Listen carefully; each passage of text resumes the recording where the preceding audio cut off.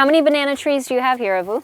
I would say maybe between 70 and 80 altogether. Wow. On a recent trip to the Portuguese island São Miguel to visit my grandparents, I had the opportunity to harvest banana blossoms, or banana hearts as they are also known, from my grandfather's, or my Avu's, banana trees. And although I visited my Avu's garden on other occasions and enjoyed the bananas, I didn't know anything about banana blossoms. So when I discovered that banana blossoms are sold canned in brine and can be used as a plant-based fish substitute for things like vegan fish and chips, I thought I would take this opportunity to show you exactly what banana blossoms are. So this is where all the bananas grow from. So this one here is too young to cut off the tree. And you can see that bananas are still growing from it. But here, this is really interesting. You can see the petals coming out of what will become the full bananas. It's all bananas. Wow. Look at that, how much it was wasted because there's no rain, see? Oh, okay. 1, 2, 3, 4, 5, 6, 7, 8 laters. That just never grew into fruit. No, because there's no rain. Okay. Okay, and then you cut those off, and now the tree will... Yeah, this ones will to get full together. They'll develop fully. Yeah. Do you usually get more bananas and not have as much waste? And this year's just been too dry? If it's rain, yes. And then you cut the bananas down when they're still green, right? And they finish ripening off the tree? Some ones is already ripe, you know. Okay. And some ones still green. We cannot wait for every one of them because if we do, we're going to lose a lot. Okay. And how many other people in São Miguel have banana trees? Oh, lots. Lots of them do? If you go to Vila Franca, it's another village, the other side of the Ponta Delgada. There's lots of that. Okay. So lots. Bananas grow well on São Miguel? Yeah. That's the heart for the bananas is there, Vila Franca. And all this you just leave on the ground? You leave for the manure. Okay, so it'll just decompose and that's it. add to the soil? Watch this dripping here. Okay. If it gets on your clothes, arrivederci Roma. Okay, arrivederci your clothes.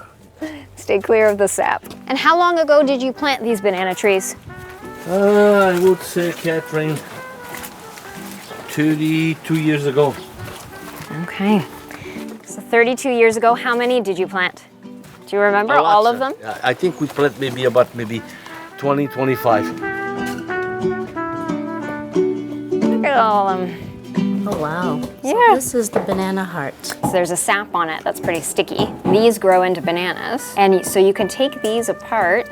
These you can eat. Some people do just toss them away though, because at the very core of the heart it's almost like an artichoke, where you eat the artichoke heart. So you peel all the purple away and then you get like a cream colored heart. Oh, and if you're wondering what that hammering is in the background, my Avu, my cousin, and my godfather were actually chopping up some pine branches to use the needles to decorate the street for a festival. So how are you going to prepare that? You don't know yet. I wasn't quite sure what I wanted to do with them, but before I left my grandparents' house, my avó, or my grandmother, filled up my arms with some flour, garlic, and pimenta de terra, the main Portuguese pepper sauce that is essential to most Portuguese cooking, and I headed on my way. But not before. Yeah. I know, it's a microphone.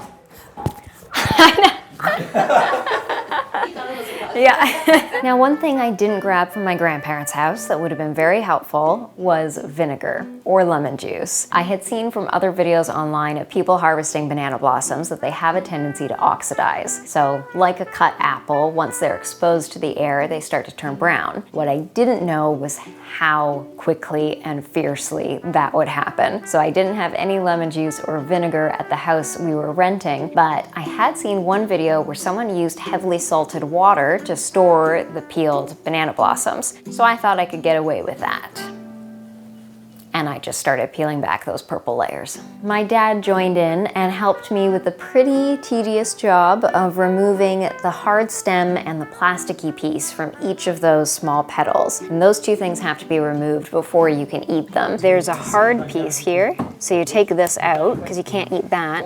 And then this is like a plasticky sort of petal. So you pull that out as And you well. pull that out. But I have seen recipes where people chop those petals up and add them to a soup or salad. But after all that work, we didn't end up using them. Quite quickly, my hands and nails started turning pretty black. The petals were oxidizing, but I was already this far into it, I just kept going. Some things I learned. Number one, I was most worried before doing this about the sap being really sticky and really damaging. And although I'm sure it is, and I did lay out some garbage bags to protect the surface I was working on, I didn't find the sap to be as sticky and as difficult to work with as I expected. Number two, protect your hands and nails. My hands and nails and my dad's did turn pretty black, so wearing some plastic gloves would be advised, but the color did fade after a couple of days, so no permanent harm was done. Number three, when I got down to the first pale yellow piece of banana blossom, I kept peeling away those yellow layers because I had heard and read that you should keep peeling until you can't peel any further. But what I found was that I could peel pretty far down, so I was ending up with a really small banana blossom. And after that first one, I decided to just keep more of that banana blossom intact so that I would have a bigger piece. After that first one, I decided to stop peeling as soon as I got to that pale yellow color. And the outer layers of that pale yellow banana blossom are less tender and they're more leafy, and I even find with the canned versions, sometimes those outer layers do have more of a leafy texture and might even fall off as you try to batter them for something like a vegan fish and chip. But I do think it's worth peeling just until you have no more purple. Those layers are pretty smooth and it becomes difficult to peel away anymore, and that way you have a bigger banana blossom to work with. Number four, vinegar is essential. I would say you need a lot of it, and I would actually suggest that once you start getting down to that yellow banana blossom, I would actually peel the last few layers with my hands submerged in vinegar. When something like an apple oxidizes, it slowly turns brown, and I find that the taste isn't all that affected. A brown apple will still taste relatively sweet and fine. With these, as soon as they turn brown, that wasn't the case. Number five, I hoped that by boiling the pale yellow part of the banana blossom in heavily salted water and cooking them, that I could stop that blackness from getting worse. But even then, I boiled them whole, and when I cut them in half, that blackness just spread through the center. I hoped that maybe they were really black, but they still tasted okay. Not so much. So I knew that they were pretty much unusable. They were really bitter, but I decided to fry them up like fish and chips anyway, just to see what the texture was like. I eyeballed a batter with that flour, that pimenta de terra, the Portuguese pepper sauce, some salt, some garlic, poured in some beer, and stirred it together until it was a coatable but thick consistency. And I dredged the pieces in plain flour, then dunked them in that batter and fried them up.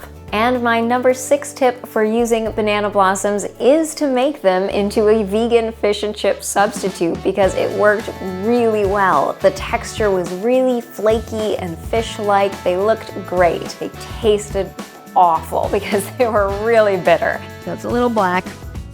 I think it went pretty bitter. Depends some Portuguese pimenta to make it better.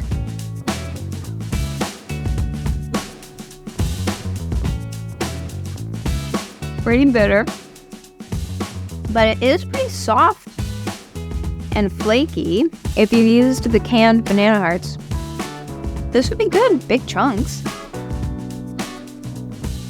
Wah.